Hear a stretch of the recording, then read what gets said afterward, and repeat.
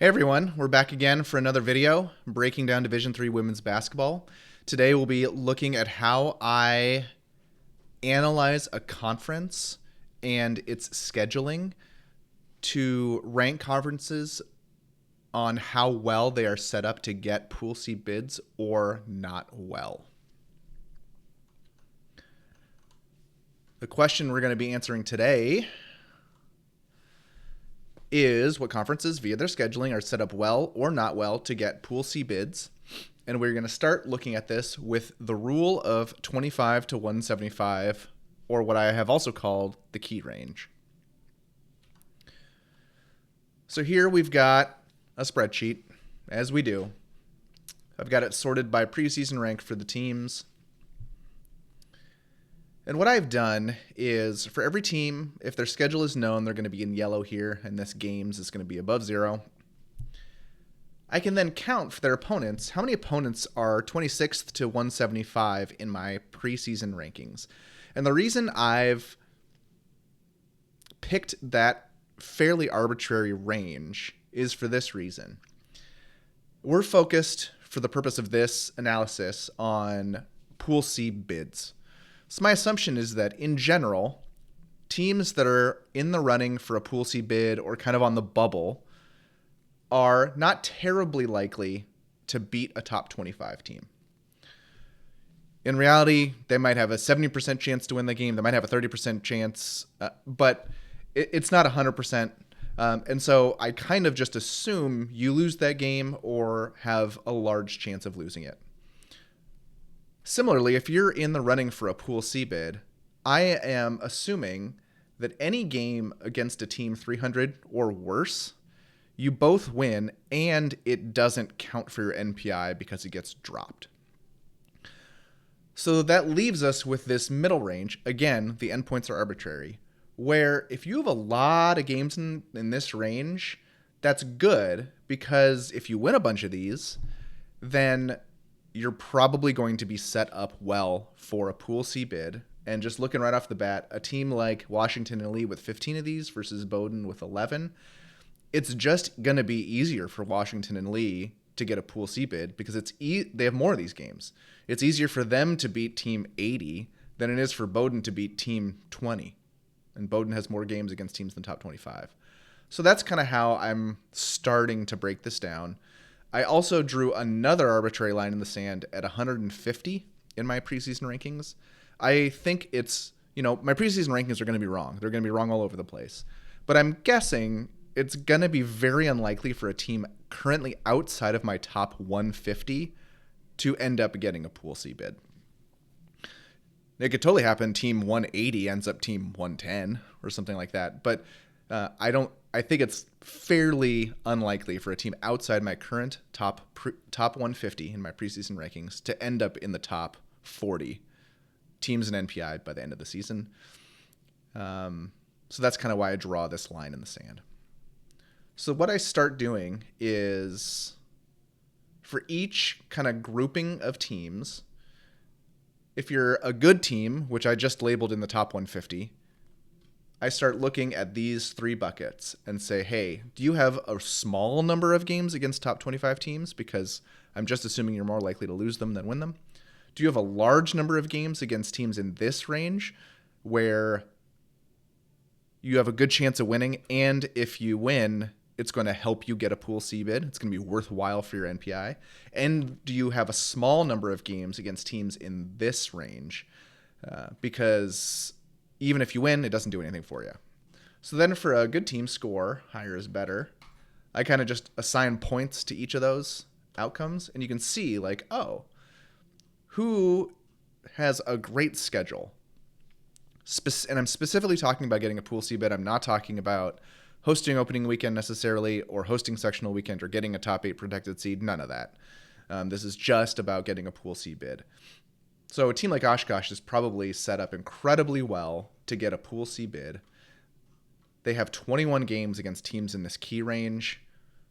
They don't currently have a game against a top 25 team on their schedule, and they have very few games against teams in the 300s. And so, if they go 17-4 against this range and also win these two, they're almost assured to get a Pool C bid. For a good team score lower is better, we can look at the flip side. A team like Drew, 53rd in my preseason rankings. They have 5 games against teams in the top 25. They have 6 games against teams 300 or worse. I think a lot of those come from their conference, which they can't avoid, but it's a reality. So they only have 7 games in this key range. Now, I have left out some games like this 176 to 299 range. Those are games that you're likely to win, but aren't likely to be very helpful to getting a Pool C bid. So Drew probably needs to win some of these top 25 games, and it's just going to be hard. It's going to be hard for them. I could be dead right that they're the 53rd best team in the nation, and I think it is very unlikely that they end up in the top 53 in NPI purely because of the distribution of their schedule. So Drew is an example of a team that ends up with negative points for the purposes of this exercise. So that's talking about good teams. Now, if we look at bad teams, let's look at a bad team. A bad team is kind of the opposite, right? Bad team score higher is better. So if you're a bad team, it's kind of similar to being a good team when it comes to top 25 teams. You don't want to play them because you have basically no chance of beating them. And losses just don't help you.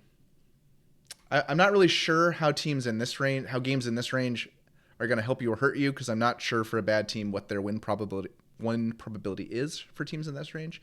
But I know for a fact that if you're not a strong team, the more games you have against teams 300 or worse, the more wins you're going to have in your schedule.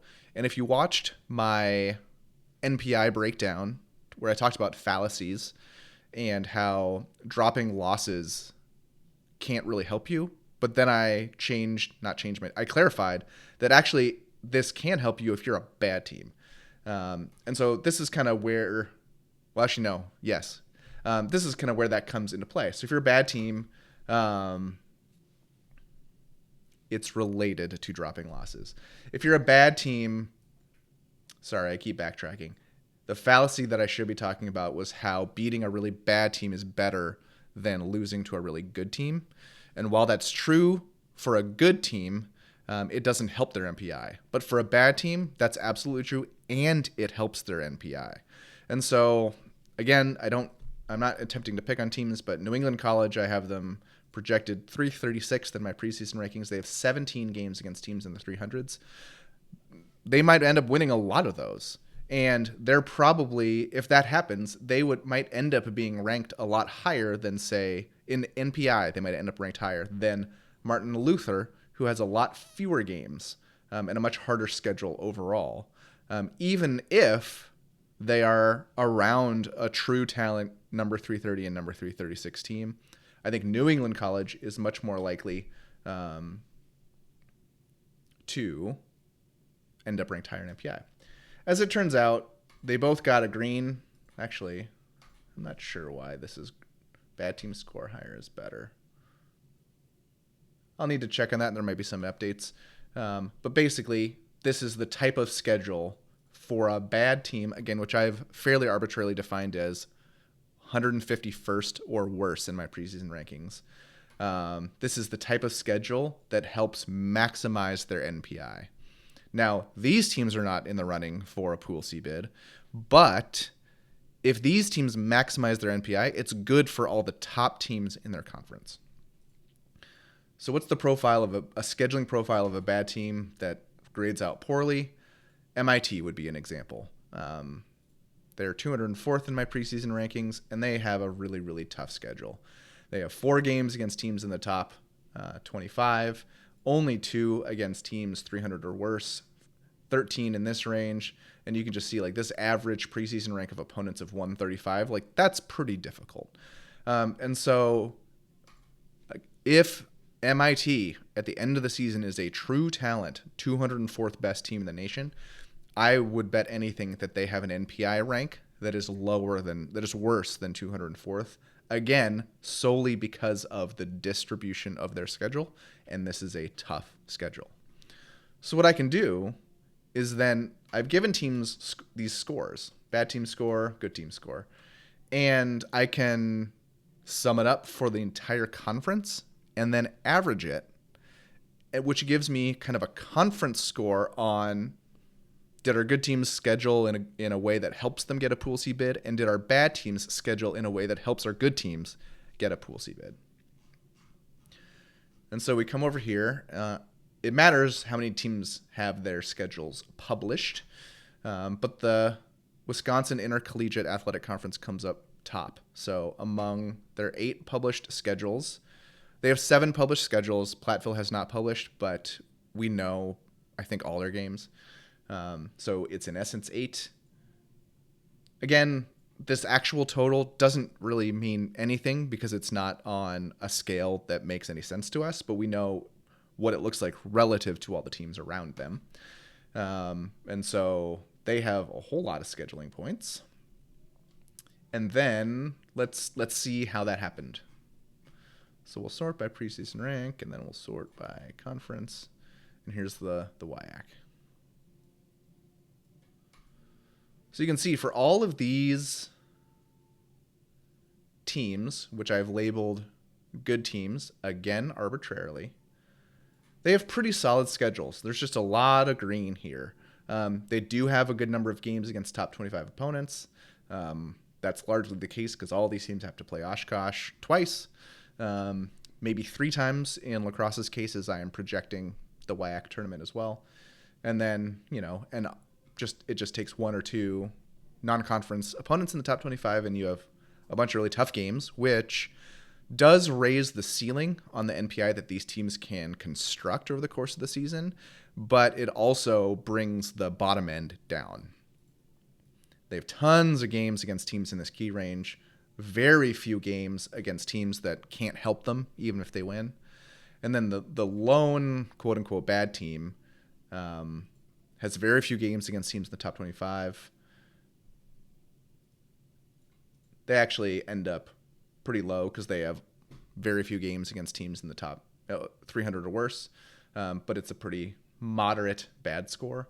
And so as a whole, this conference is set up really well to get multiple Pool C bids. And then the final piece that we haven't specifically talked about is, are the teams in this conference good or not? Because a conference could have scheduled in a way to make it to help themselves out to get a Pool C bid or multiple. But if the teams aren't of that quality, then they can't convert on it and make that possibility real. In this case, I've got 7 teams in the top 85, 4 in the top 50, 3 in the top 40. I think just like most years, we can be pretty assured that the WIAC will have at least 2 total teams in the tournament, if not 3 or 4 or even 5. So then that's an example on the good side. Another one, let's look at the ASC. We have to take the ASC with a little bit of a grain of salt because they're just 4 teams. That's kind of a small sample size. They're led by Mary Hardin Baylor, both in preseason rank and in how well that team's schedule helps them get a Pool C bid. You can see no games against teams in the top 25, just a ton against teams in the key range. And then they do have 4 games against teams in the 300s, which doesn't help them out a ton. But this kind of takes the day. ETBU, some good, some bad. They've got 3 games against teams in the top 25, but very few games against teams in the 300s. They will, just like with Hardin-Simmons, they will need to maximize these key games. Absolutely. They will need to win almost all of them, I would imagine.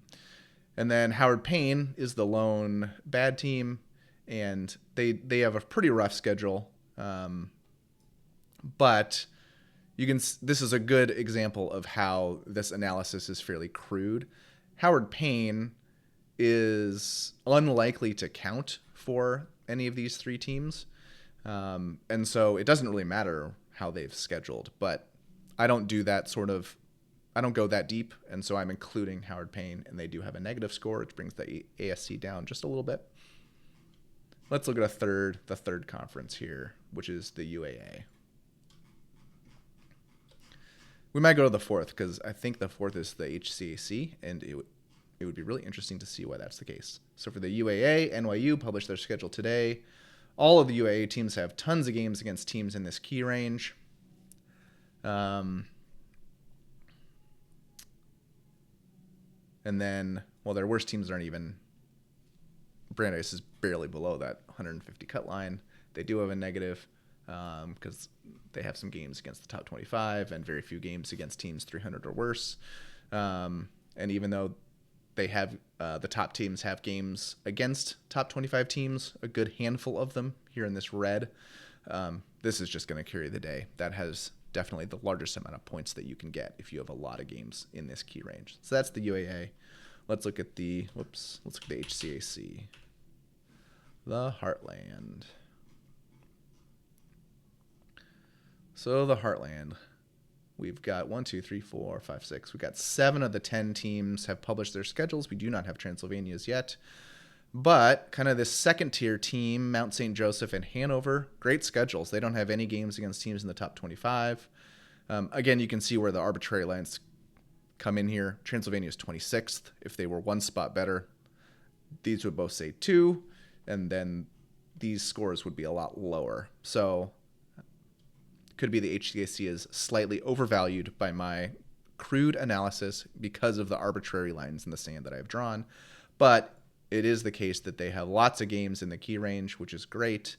And then their bad teams don't have any games against teams in the top 25.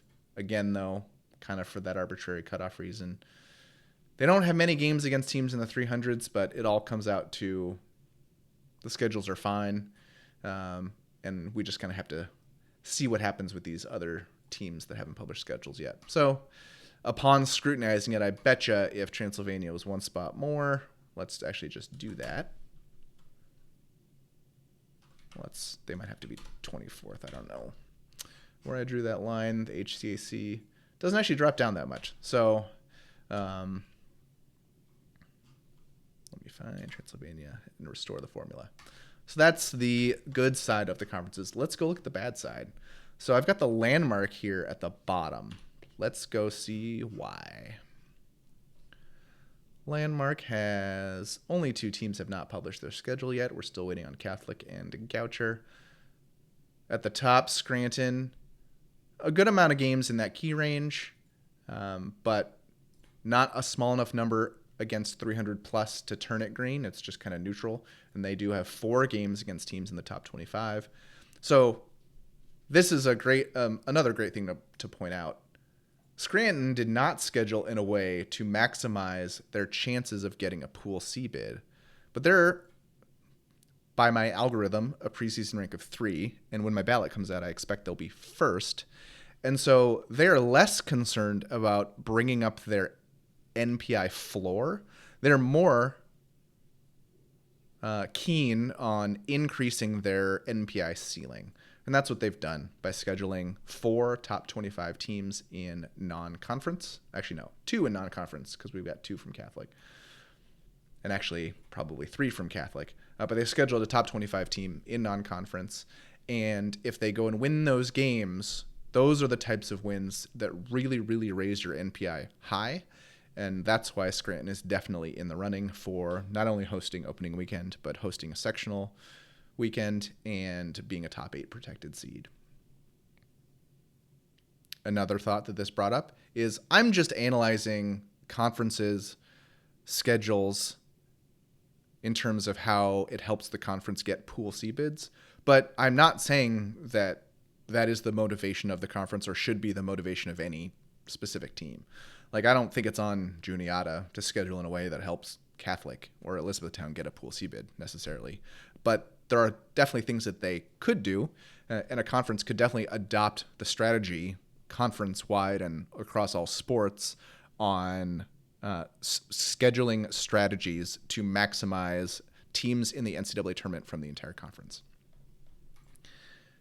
But Landmark being at the bottom of this analysis, you can see why. Like, all of their worst teams, by virtue of having to play Scranton and Catholic twice in league play, they're almost assuredly going to lose those games. They don't have very many games on their schedule against teams 300 or worse.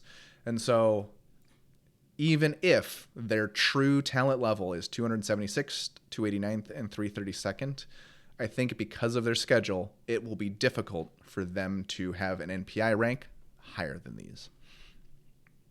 And then we can jump back up and look at Elizabethtown, Drew, and Susquehanna. Just a lot of red.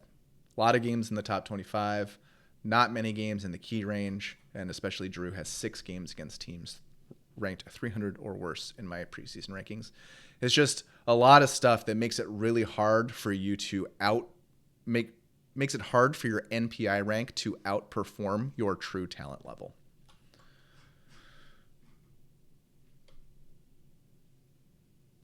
And I think a good way of illuminating this is, let's say team number 100 in the nation knew before they started the year that if they played 25 games against team 101, they would lose every single one.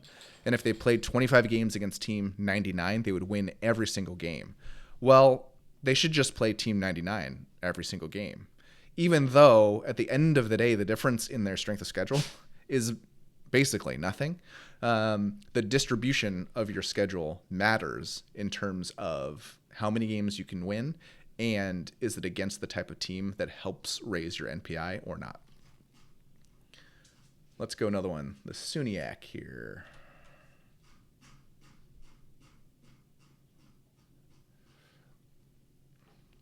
So the SUNYAC is interesting because they do have a team, Cortland, definitely in the running for a Pool C bid, and maybe a team like SUNY New Paltz or Plattsburgh State if they outperform my highly imperfect preseason rankings.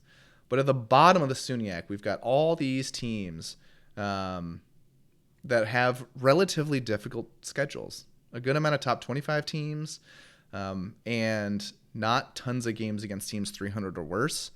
And so I just expect these teams to not have great win-loss records, and that's not going to help them maximize their NPI.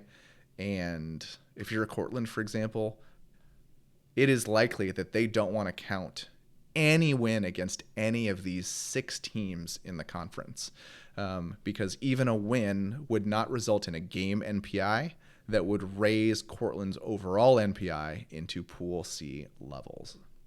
And you can see that that's a big reason why Cortland only has 9 games in that key range. And so I think they're a very strong team. I think that their win-loss record will be very, very strong. And if they need a Pool C bid, they will get one. But if Cortland was, say, the 34th ranked team, then I think that they would be sweating it out a lot more over the course of the year. Let's look at one more and then we'll wrap this up. The Empire 8. Let's skip the Empire 8. Let's look at the ODAC.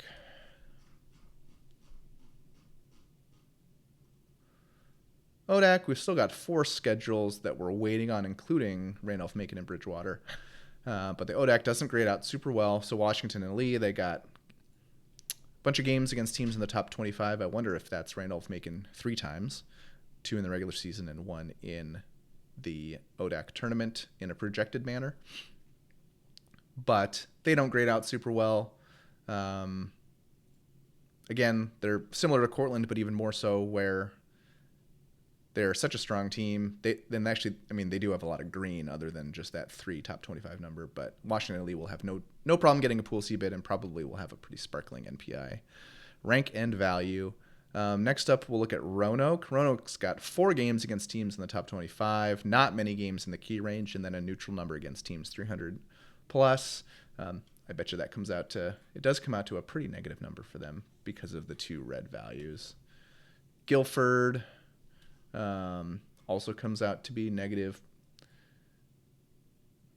I only bothered highlighting in red or green teams in my top 110, which is a little misleading because I drew that line in the sand at 150. But that's the only reason that Guilford doesn't have red in some of these as well. Hollins, my 198th in the preseason, just a bunch of neutral, so they get a small negative number. Eastern Mennonite, 234th in my preseason rankings, couple red, 1 neutral, they get a negative number. And then I don't know if it's Averett or Averett, probably Averett. 262nd in my preseason rankings, bunch of neutrals, they end up with 0, but it's just not a lot of points throughout the conference. And so we'll definitely see if Randolph-Macon and Bridgewater come in with solid schedules, scheduling-wise. But that's where it stands for the ODAC at the moment. So that's what we talked about. Let's recap it. For maximizing the chances of getting a Pool C bid, a team most likely wants to have a lot of games against teams in this key range of 26th to 175 in my preseason rankings. And then if you're a top team in a conference, the way that a bottom team in your conference can help you out is by having just a mess of games against teams that are very bad that they have a somewhat decent chance of winning. And then I'll just pause here on how, other teams up at the top. CNE, interesting team up at the interesting conference up at the top.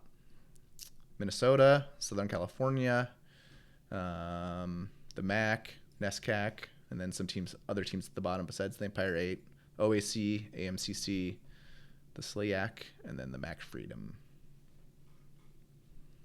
Thanks for joining and watching, everyone. Please like, subscribe, and comment any questions that you have on this video, as well as any video ideas that you have for the future. Catch you all later.